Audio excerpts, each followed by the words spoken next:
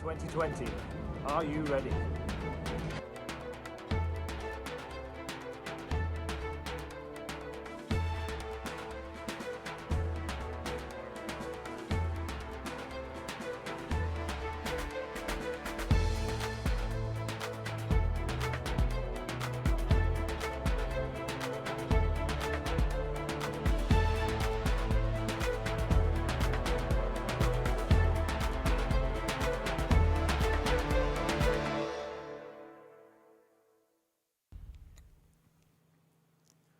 Well, after 5 exciting rounds of the Rich Energy British Mini Bikes Championship, we move to the finale here at Teeside. Join me, Chris Sora, for all of the afternoon's action, where we have already had some champions crowned, of course, at Wilton Mill. But here at Teeside, there are some very close championship races. Some of them could even go down to the very last lap of the race. Plenty of action in store here at Teeside. Join us here at Alpha Live for all of the action.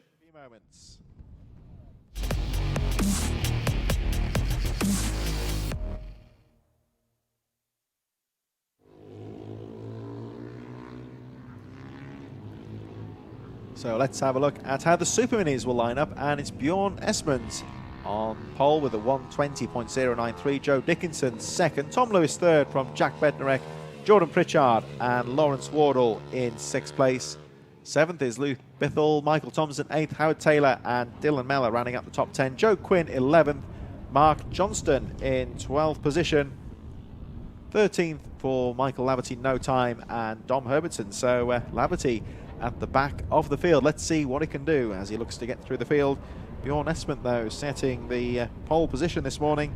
And those lap times there, by Super Mini standards, relatively long lap time there. So as the track dries out, one would imagine those lap times will tumble. But I'll tell you what, we're just keeping an eye out of the, as you can see on the footage here, the clouds are starting to gather here at Teeside. It was supposed to be quite a bright sunny day, but around the back of the track there, you can see a little bit further down the road. Certainly looks that way a few miles down. It seems very changeable weather up here at Teeside. We were looking at the track here this morning, very dark and damp, but further up the road I was staying up by Hartlepool, just a few miles up the coast, and it was very bright and sunny up there this morning. So very changeable weather here at Teeside. And this looks set to be a great way to end the first block of racing. Bjorn Esmond, another one of the BSB superstars, of course, from South Africa. We saw him earlier on this season, and he'll be looking to grab victory in this first race today. Don't forget, of course, that we have a full afternoon racing here with the Rich Energy British Mini Bikes. Racing throughout the afternoon, still some titles to be decided. In terms of the championship in the Super Minis, the rider to beat this year, and he's already wrapped up the title, is the 48 of Joe Dickinson, who's been on top form. Lawrence Wardle, 2nd place, and that's been the case, the 2-stroke of Dickinson, 2nd place Wardle, and the first of the Honda CRF 150s in 3rd. Richard Holmes-Williams on 339 points, just ahead of Jordan Pritchard on 151. Dane Blackburn didn't compete at Wilton Mill, didn't score points, 277 in 6th place. The riders on the line now. Last few riders lining up at the back of the field. Everyone looks about ready to go. So the Super Minis, of course, slightly different from the machines we see in Mini GP and the pit bikes. These bikes effectively derived from youth motocross bikes. We've got the 85cc 2-stroke as demonstrated there by Joe Dickinson, and the number 30 of Tom Lewis on the KTM. Very similar bikes. They're both from the Husqvarna, was originally a Swedish company. Went through to Cagiva a few years ago, BMW, and it's now been bought by KTM. So effectively the hardware on those bikes very similar indeed. And Bjorn Esmond, I believe, is on one of the 4-strokes there, the Honda CRF 150, which races in the same category in motocross as the 85 2-strokes. These machines are very quick indeed. As we said earlier, they top out at 85 down the back straight in dry conditions, and it's certainly drying out now. Good start there from the champion. Joe Dickinson gets underway. There they go for the first time. So Bjorn Esmond on the 127, just losing out at the start. Possibly the 2-stroke, a bit of advantage off the grid there. Didn't get the best of starts though, Esmond, as Tom Lewis gets through to 2nd position. Good clean start, everyone gets away well. So Well, we were looking for Michael Laverty in this race. Looks like he's not taking part, but we've still certainly got a BSB star at the front here. Bjorn Esmond didn't get the best of drives off the start and drops to third position. Down the back straight they go for the first time. Thanks, of course, for tuning in to the afternoon's action here.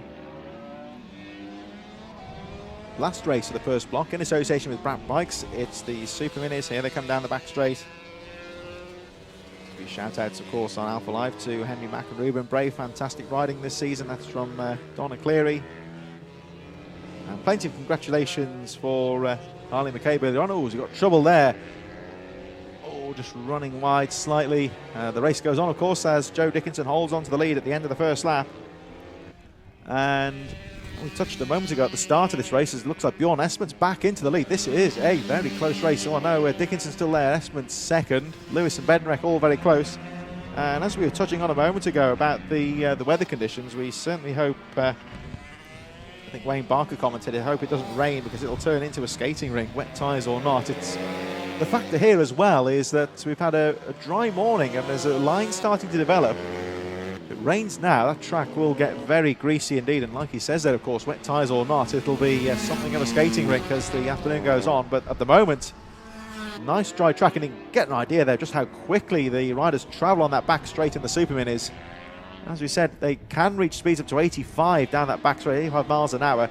These youth motocross bikes, the 85s and the 150s, especially the 85s, it's been said in terms of motocross, in terms of the power to weight ratio, these bikes have got the best of any of them really, because you've almost got a full-size engine on the smaller frame. As we look at the number 19 of Jack Bednarek, had a tricky time on the previous lap, now starting to do battle with the number 30 of Tom Lewis. Bjorn Esmond is still very much involved in this battle as well for second place, but Joe Dickinson, 48, has checked out, you would say, and really pulled away. The gap goes up to 5.3 seconds after only 2 laps. So Joe Dickinson, he loves this Teeside circuit and is really on a charge, but all of our attention at the moment is on this thrilling battle for second place, because we've got Tom Lewis second, Jack Bednarek right in there on the number 19, and look out for our guest star, the South African Bjorn Esmond, 127, well known from BSB. Down the back straight he goes. Esmond losing a bit of ground there to Lewis and Bednarek as they make their way through the hairpin. A bit further back we've got Luke Bithell, Lawrence Wardle currently in 6th place, Jordan Pritchard, Howard Taylor, Michael Thompson, Dylan Meller and Joe Quinn rounding up the field, number 36, as Bednarek goes round the outside of Tom Lewis. Nice little move there. Doesn't quite pay off as he goes back down the inside again. Great move there, though, again. He doesn't give up, Jack Bednarek, and this time the persistence pays off as he gets through to second place. Joe Dickinson has already gone through. He is absolutely charging at the moment, lapping in the 113s. So Bednarek now through to second on number 19. Tom Lewis and Bjorn Esmond all very close indeed. Second, third and fourth, nothing between those riders. Luke Bithell and Lawrence Wardle just a little bit further behind. Jordan Pritchard currently in 7th place. Howard Taylor, Michael Thompson 9th place, as again Esmond closing up, making their way towards the back straight. Jack Bednarek 2nd place, trying to pull away from Lewis now as Esmond starts to put the pressure on the 3rd place Tom Lewis through the sweeping chicane section. On the back section they go, straight lining it, keeping the momentum going, and Bednarek holds on to that 2nd place. Joe Dickinson clear away, 6.8 seconds last time round, and I think he's pulled away yet again. The focus at the moment on this battle was second. There's the number 30 of Tom Lewis, and Lewis nice and neat through that bowl corner. Back towards finish they go. Action throughout the field here as we look a bit further back. We've got Lawrence Wardle, Jordan Pritchard fairly close as well. Dickinson closing, already gone through, and incidentally Joe Dickinson fastest lap of the race, 1:13.403. Track remains dry, nice cool conditions for the bikes as well. There's the 117 of Luke Bithell, currently in 5th place, just ahead of Lawrence Wardle. Crossing the line they go, so there's Bithell 5th place, Wardle in 6th. Jordan Pritchard in 7th from Howard Taylor, Michael Thompson a bit further behind, but Joe Dickinson, the new champion for 2020, 1:13.403, and the gap has gone all the way up to 7.5 seconds, which in such a short race really is quite a gap to build up. 3.5 laps to go. Bednarek still in second. We're just looking at Luke Bithell, closely followed by the 414 of Lawrence Wardle. Down the back straight they go. Wardle still there. The gap between these two last time round, just over 1 second. So certainly for the 117 of Luke Bithell, he can't afford to relax here. Meanwhile, Jack Bednarek had to work hard at the start of this race to get through to second place. Now he's there. He's really starting to pull away and looking strong. He's 7.5 seconds adrift of Joe Dickinson. So realistically, not a factor for race victory, barring, of course, any trouble for Dickinson. But Tom Lewis looking strong in third. There is Bjorn Esmond in fourth place. Not too far behind. 3 laps to go. There's Bednarek. Lewis on the number 30. KTM just behind. Then it's the 150 of Bjorn Esmond. And second through to fourth. It was quite close at the start, but they are starting to spread out. You can see that top, that wet patch on the outside of that corner. The top of the circuit is starting to dry out a bit slightly, but still very much a puddle of water there to catch out the unwary. Track looking good so far. It's starting to brighten up once again, so let's hope that stays throughout the afternoon. 2.5 laps to go for Joe Dickinson, the race leader. Second, third and fourth starting to spread out. There is Dickinson, actually, who has had a race all to himself so far. Last time round he has set another fastest lap of the race, 1:13.341. And in the Superminis this year, really has been the rider to beat. The only real rider to challenge him has been Kyle Ryde, when he's had his occasional entries into the series, and of course only competing in 2 rounds this year, currently 8th in the championship. Here we go, 2 laps to go as we see it's the 619 on the bike there. I believe that's 36 on the lap charts. Joe Quinn, who goes a lap down. So Dickinson still lapping in the 1:13s, only rider to do so at the moment. Bednarek still in second. The gap between first and second is 9.1 seconds as we focus on our race leader and new champion, Joe Dickinson. Here he comes down the back straight, and you can see now the track's drying up as Dickinson gets low on the bike, really gets the power, and you can see the gap. 9.1 seconds last time round, and it looks like he's still pulling away from Jack Bednarek in second place, who in turn is pulling away from Tom Lewis. There is Bednarek, number 19, heading into the hairpin. As we said earlier, that left-hand hairpin at the end of the straight caught a few riders out this morning. It was very slippery, and we saw a few riders go down there. But now it's drying out. There's a lot of grip into that corner, and the rider's using it to good effect as Bednarek sweeps around the outside of Joe Quinn. Quinn holding the inside line, so Bednarek's got the momentum to sweep around the outside. Doesn't really lose much time. Nice and neatly through the hairpins. Dickinson goes on to the last lap. Let's have a look at the gap between first and second as Jack Bednarek goes to the line in second place. The gap slightly going down, actually. Bednarek closing up 8.9 seconds, but you would certainly say that Joe Dickinson has got a cushion at the front. Tom Lewis, Bjorn Esmond fourth, Luke Bithell a bit further behind in fifth place. And here we see now, there it is, Bithell being closed on now by Lawrence Wardle. These two have been very close for most of the race. Lawrence Wardle has found a bit of momentum going into the final lap and is starting to close up on Luke Bithell as they go towards the top corner. Wardle has a glance over the shoulder. Jordan Pritchard, 151, is quite a way behind at the moment in 7th place. So Lawrence Wardle, no pressure from behind and looking to try and make a move on the final lap. Wardle second in the championship, of course, 6th position. As we move back then to our new champion, number 48, Joe Dickinson. Really has been on top form this year, and well, it looks to me like he's just taken it a bit more smoothly on the final lap. Round the final corner he goes, and it's the checkered flag for number 48, Joe Dickinson. Our new champion, of course, in 2020 for the Superminis, and takes another race victory in style. Good riding there for number 19, Jack Bednarek, who'll finish in second place. Third for Tom Lewis, closely followed by the 127 of Bjorn Esmond. And Luke Bithell will round out the top 5 in a few moments. There goes Joe Quinn, 11th place, finishing a lap down. Let's see what happens between Bithell and Wardwell. Looks like Luke Bithell just pulling away on the final lap, stays ahead of Lawrence Wardle, Jordan Pritchard, Howard Taylor, Michael Thompson and Dylan Mellor just about leading, staying on the lead lap, will finish in 10th place. So that brings to close the first block of racing here at the Rich Energy British Mini Bikes 6th and final round of the championship here at Teeside. We move on to our second group of races very shortly, so stay tuned. Throughout the afternoon, still plenty of action, plus, of course, the championship presentations a bit later on. And in just a few moments, we move through to our second block of racing.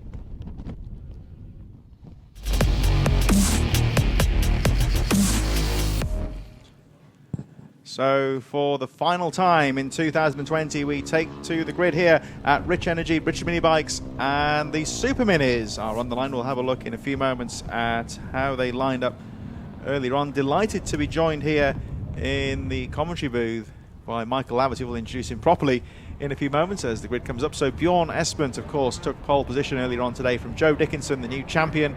Tom Lewis in third, Jack Bednarek fourth, Jordan Pritchard and Lawrence Wardle in 6th place, Luke Bithell, Michael Thompson, Howard Taylor, Dylan Mellor rounding out the top 10 from Joe Quinn 11th, Mark Johnston in 12th place with no time, well, it's not Michael Laverty because he's right here, and Dom Herbertson. So I was about to say, actually, Michael, of course, celebrated rider in the past, and now, of course, you are on this side of the fence.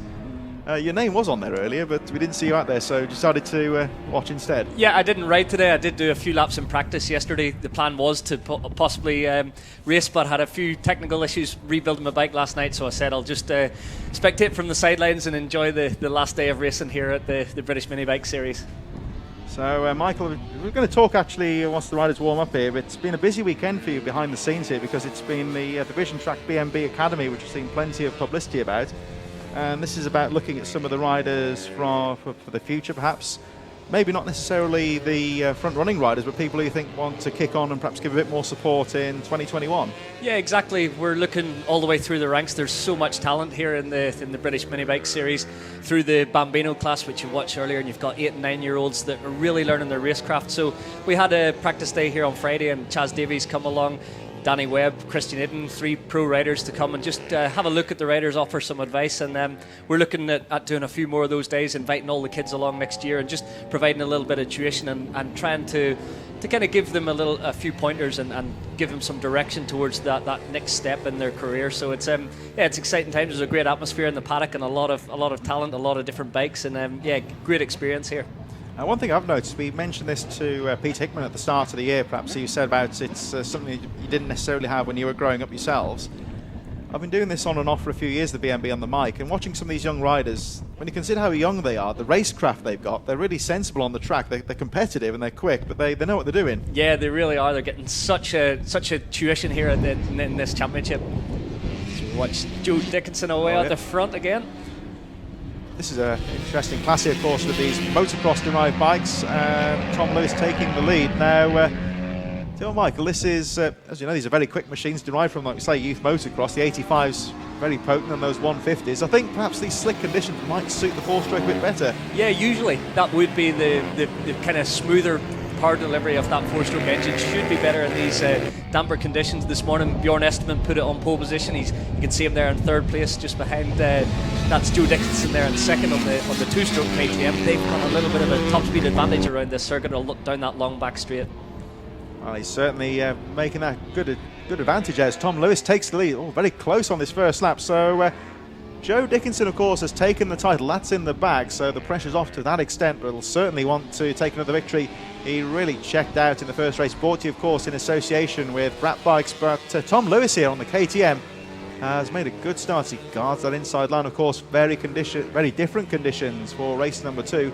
Esterman still hanging on in there, and Jack Bednarek in 4th. So very much a dry track in race number 1. We had that really brief rain shower, which seems to have abated momentarily. So it still looks a bit slick and a bit slippery out there, so this might affect the riders. Yeah, it's a tough one. Tyre choice has probably been quite on the riders' minds in the last 15 minutes as that rain shower came down. You've got the full wet options, but perhaps the track isn't wet enough for those tyres, so choosing that.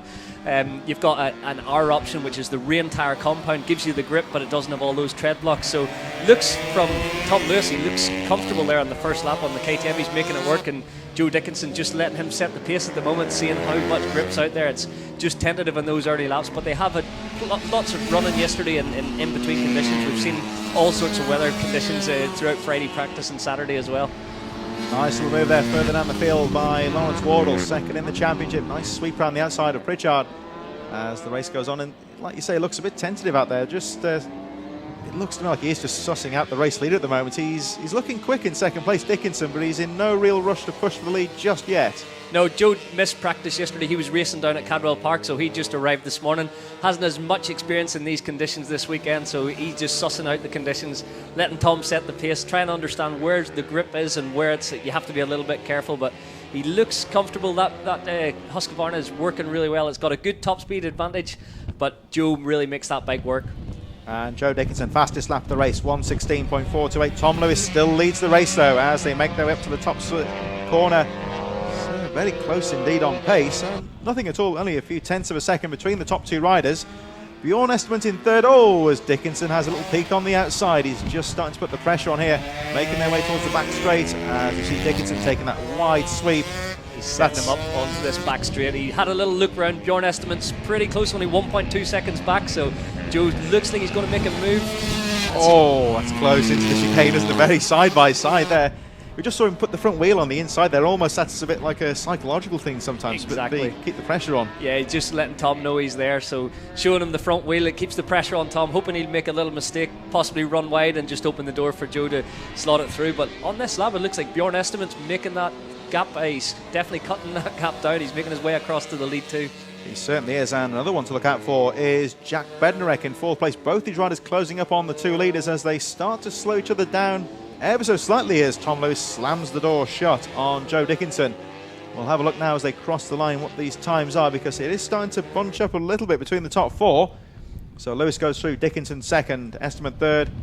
Yeah, 2 seconds covering the top four riders. So Dickinson, as he head towards the second part of the race, if he's going to make a move, he may be well advised to do it now. And there he goes. Right on cue. Straight down the inside, but he's run a little wide. Is Tom going to cut it back? No, Joe's got the line into the chicane here. And Bjorn's going straight through as well. It's a brave move. I think Tom Lewis had to be strong there into that corner, because when a rider's steaming down the inside, it's a battle of wills almost. Who's going to give in first? Exactly. You see that front tyre coming up the inside, and you tried to lean in there, just kind of close the door, but Tom held his own into that change of direction, and now he's actually got a little bit of an advantage in Bjorn down the back straight. Bjorn runs a fairly standard engine in that CRF. He's the only four-stroke in the top four here on that CRF Honda, and it looks like he doesn't quite have the top speed to match those two strokes. Yeah, it's like motocross all over again. Here we've got of course they are motocross derived bikes, of course, two-stroke versus four. We've had a few viewers on the YouTube channel in the past stating their love of various types of engine. I think the four-stroke's very modern, of course, but the never really made the inroads in youth motocross, and the two-stroke still has a great following, as it does, of course, on tarmac as well. Yeah, there's a lot of diehards that love the two-stroke. A lot of people very passionate about two-stroke racing, so it's nice to see the mix here when you get the little two-stroke engines. They're a lot busier to ride around here. You've got to be back shifting a lot more. The engine keeping it in that power band, keeping it buzzing, whereas the four-stroke, it's got a wider spread of torque. So it's suits some riders more than others, but it definitely seems like these little two-stroke KTM engines have got a top speed advantage in the Super Mini class this season. And like we said earlier, of course, the KTM and Husqvarna, they're two separate manufacturers, but essentially it's the same hardware now, because they're both owned by under the KTM awning, as it were. Exactly, same parent company, so more or less the same under the hood, if you like. It's all the same parts, so similar engines, although branded up Husqvarna and KTM.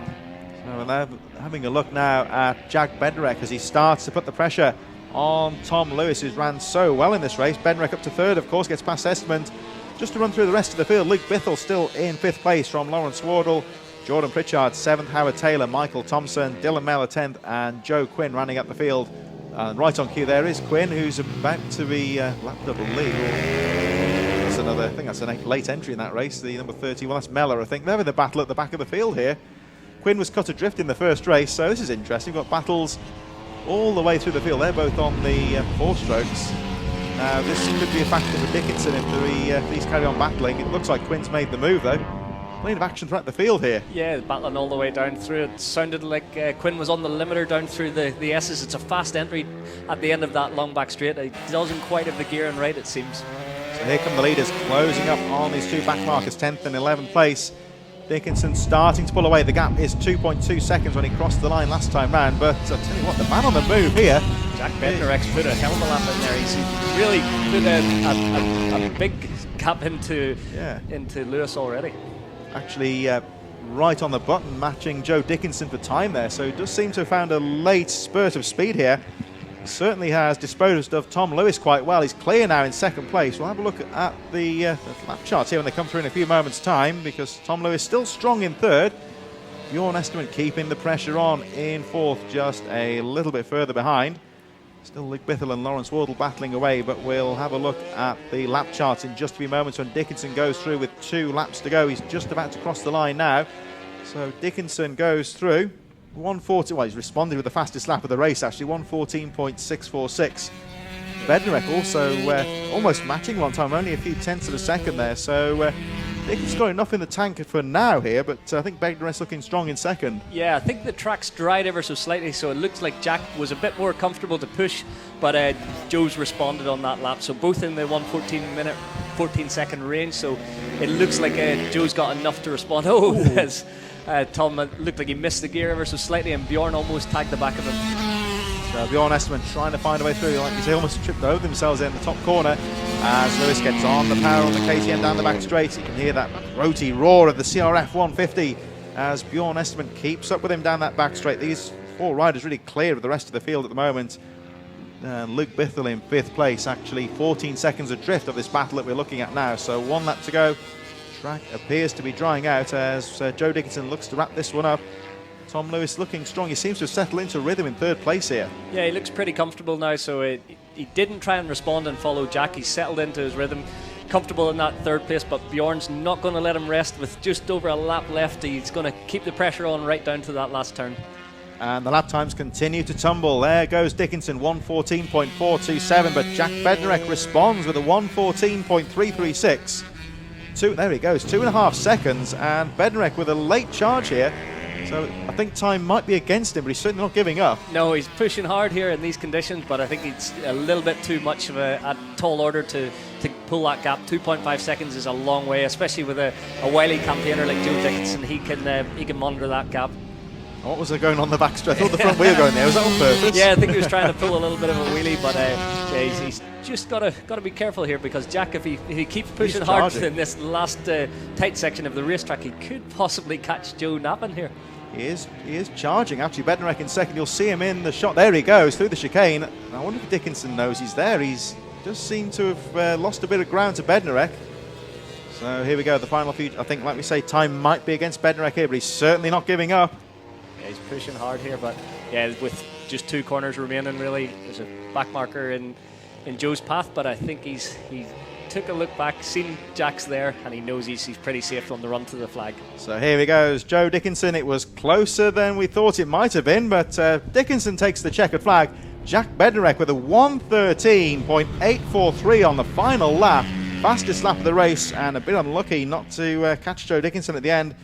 Tom Lewis just about holds off Bjorn Esterman, and then the rest of the field going through on that final lap was Luke Bithell, Lawrence Wardle, Jordan Pritchard, Howard Taylor, Michael Thompson, Dylan Mellor, and Joe Quinn, who's just crossed the line a lap down. So we're just going to make our way back to the commentary booth here, and so that really draws to a close the 2020 season here at the British Mini Bikes. Joining me in the commentary booth in just a few moments is Michael Laverty, of course, and nice to have you here for this final round of the championship as the rest of the field goes through. So Lawrence Wardle, Jordan Pritchard in 7th place, Howard Taylor, Michael Thompson, and Dylan Mellor will round out the field. So